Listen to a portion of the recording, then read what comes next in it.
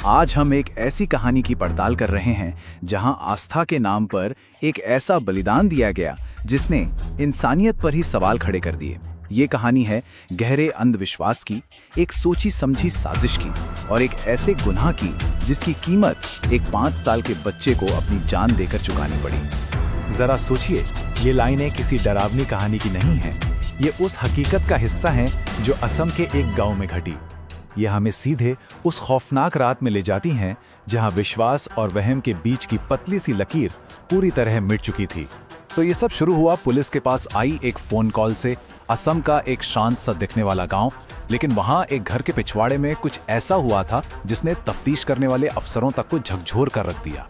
जब पुलिस मौके पर पहुंची तो जो मंजर उन्होंने देखा वो दिल दहला देने वाला था। आंगन में 5 साल के राहुल का शव पड़ा था और पास ही में उसकी मां मालती एक अजीब से सम्मोहन में मंत्र पढ़े जा रही थी। उसकी आंखों में न कोई डर था न कोई पछतावा, बस एक इंतजार था कि उसका पति अब वापस आ जाएगा। लेकिन सवाल यही है, आखिर कोई मां ऐसा कदम कैसे उठा सकती है? इस क्यों का जवाब ढूंढने के लिए हमें थोड़ा पीछे चलना होगा, इस परिवार की कहानी को समझना होगा। इस पूरी त्रासदी से पहले मालती, उसके पति विकास और उनका बेटा राहुल, इनकी दुनिया बहुत छोटी लेकिन बेहद खुशहाल थी। वो एक आम किसान परिवार थे जिनकी जिंदगी अपनी खेती और एक दूसरे के प्यार के इर्द गिर्द ही घूमती थी। लेकिन फिर एक के बाद एक घटनाओं ने इस हंसते खेलते परिवार को पूरी तरह से तोड़ दिया। पहले पति की अचानक मौत ने मालती को गहरे सदमे में धकेल दिया। वो बिल्कुल अकेली पड़ गई और इसी टूटे हुए मन और दुख के मौके का फायदा उठाने के लिए एक शिकारी ने दस्तक दी। और यही कहानी में एंट्री होती है उस शख्स की जो इस पूरे मामले का असली खलनायक है, एक ढोंगी तांत्रिक जिसने मालती के दुख को अपनी साजिश का सबसे बड़ा हथियार बना लिया।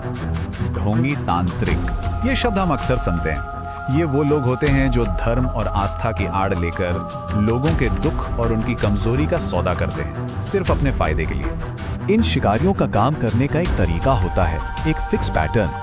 सबसे पहले वो दुख में डूबे किसी कमजोर इंसान को अपना निशाना बनाते हैं। फिर वो उन्हें यकीन दिलाते हैं कि जो हुआ वो कोई आम घटना नहीं बल्कि काले जादू का असर है। इसके बाद वो उम्मीद की एक झूठी किरण दिखाते हैं और फिर वो एक ऐसी कीमत मांगते हैं जिसकी कोई कल्पना भी नहीं कर सकता। उस तांत्रिक ने मालती के दिमाग में एक बहुत ही खतरनाक जहर घोला। उसने कहा, अगर पति को वापस लाना है तो एक जान के बदले एक जान देनी होगी, और वो जान किसी और की नहीं बल्कि उसकी सबसे कीमती चीज की होगी, यानी उसके अपने बेटे की। लेकिन यहाँ एक बड़ा सवाल खड़ा होता है कि आखिर कोई इस हद तक अंधविश्वास में कैसे डूब सकता है?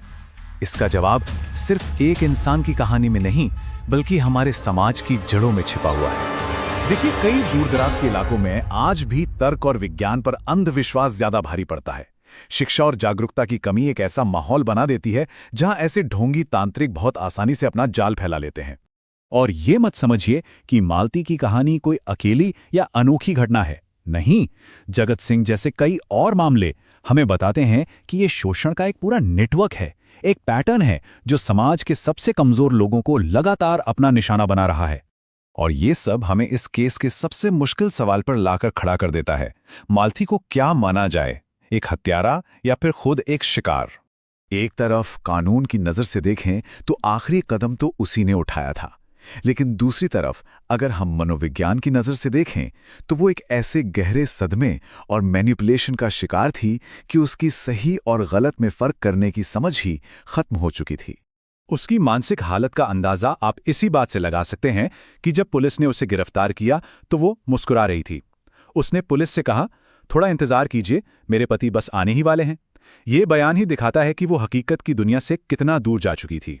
तो सवाल ये है कि इस दुष्चक्र को कैसे तोड़ा जाए, समाज को ऐसे शिकारियों से कैसे बचाया जाए? इसका जवाब जागरूकता और सही समय पर सही कदम उठाने में ही है।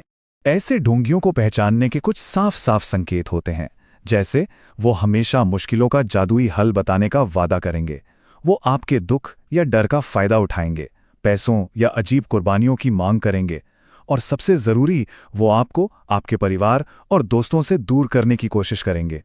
तो इनसे बचा कैसे जाए? सबसे कारगर तरीका है तर्क का इस्तेमाल करना। ऐसे अंधविश्वासी इलाजों से हमेशा सावधान रहें। इन ढोंगियों को पहचान कर इनसे दूरी बनाएं और अगर कोई भी गतिविधि जरा सी भी संदिग्ध लगे तो फौरन पुलिस को खबर करें। एक छोटी सी पहल किसी की जान बचा सकती है। तो आखिर में सवाल वहीं आके रुक जाता है, इस मासूम की मौत का असली जिम्मेदार कौन है?